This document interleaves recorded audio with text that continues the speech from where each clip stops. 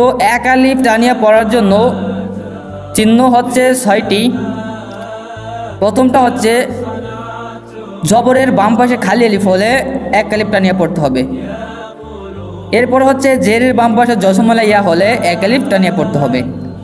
পেশের বাম পাশে জজমালা ওয়াও হলে এক আলিফ টানিয়ে পড়তে হবে।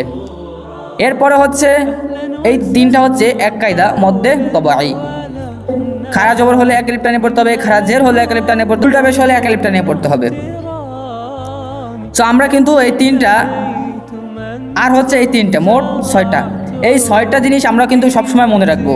জবরের বাম পাশে খালি আলিফ হচ্ছে মদের হরফ, জেরের বাম পাশে জজমালা ইয়া মদের হরফ, পেশের বাম পাশে জজমালা ওয়াও মদের হরফ, খাড়া জবর খাড়া জের উল্টা পেশ। এই 6টা হচ্ছে এক আলিফটা নিয়ে পড়ার জন্য। জবরের বাম পাশে খালি আলিফ যেমন বা, ঠিক আছে, বা, তা, সা, ঠিক আছে এটা। এরপরে হচ্ছে জেরের বাম পাশে জজমালা ইয়া, এই যে রয়েছে বি, তি, সি, ঠিক আছে। পেশের বাম পাশে জজমালা ওয়াও, এই যে রয়েছে বু, তু, সু, এখানে কিন্তু এক আলিফটা নিয়ে পড়তে হবে।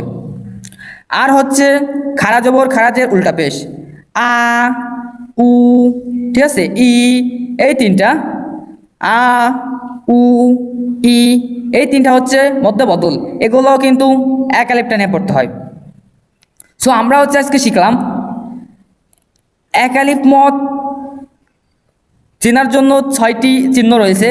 সেই 6টি চিহ্ন হচ্ছে জবরের বাম পাশে খালি আলিফ, জেরের বাম পাশে জজমালা ইয়া, পেশের বাম পাশে জজমালা ওয়াও, খাড়া জবর খাড়া জের এবং উল্টা পেশ।